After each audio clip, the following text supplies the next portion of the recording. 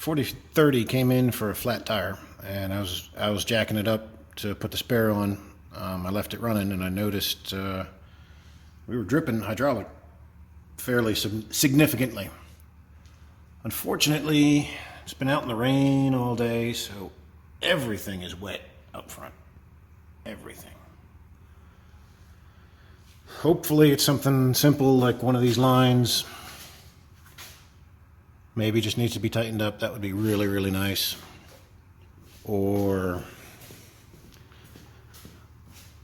I noticed this one looks like it might be, where is it? There. Maybe that was rubbing, but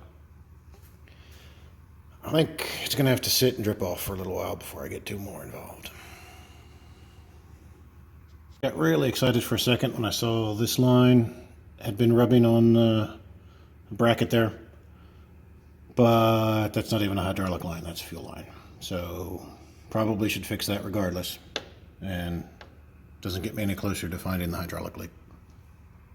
I think most of our equipment suffers from short trip-itis, where they get started up, run very, very briefly and turned off. And especially older equipment like this that maybe doesn't recharge the juice that came out of the batteries to start it as quickly as it used to.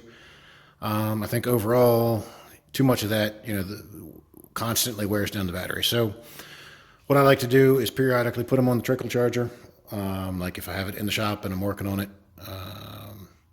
can't hurt, top off the batteries, make them happy. So if there is any silver lining to today's demoralizing day of demoralization,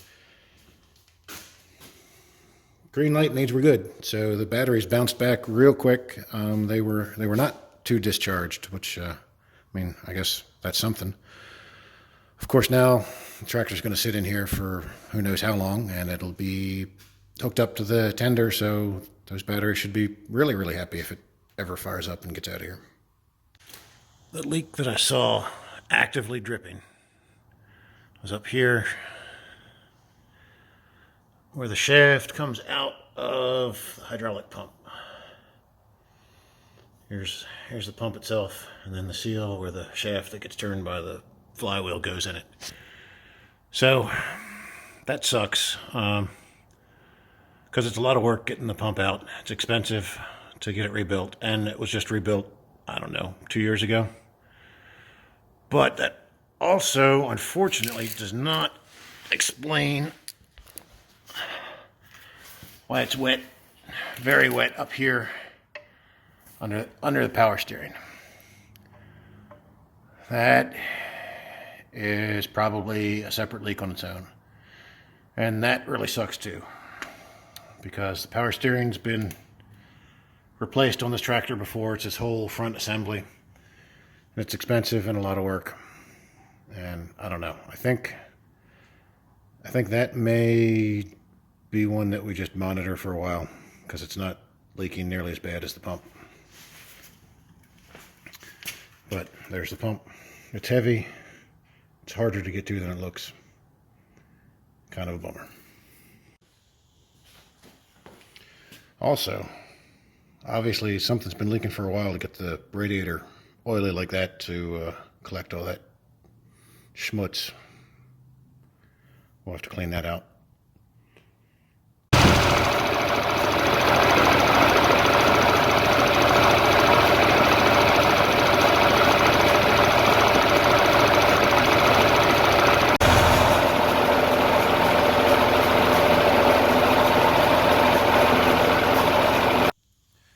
Well, I was wrong about the steering not leaking that bad. It was leaking pretty bad. Maybe I can pull the bottom half out here, because it's leaking at the seal of the shaft. I might be able to get that out while it's still in the tractor. Because if not, that piece, I know this because we replaced the whole thing once. Right here is all the same casting that you see right here. It goes back into the frame, and the front axle attaches to. It's still this piece. So to get that out, the fuel tank, all the weights have to come off, all those lines. The wheels and the axle have to come off, so you got to jack up the tractor. And then the piece, it's big, it's very heavy, so we have to hoist it out with the loader tractor. So I hope it doesn't come to that. I really, really hope I can get to it with it all together. And who knows, maybe wrestling the hydraulic pump out will give me some more room to work.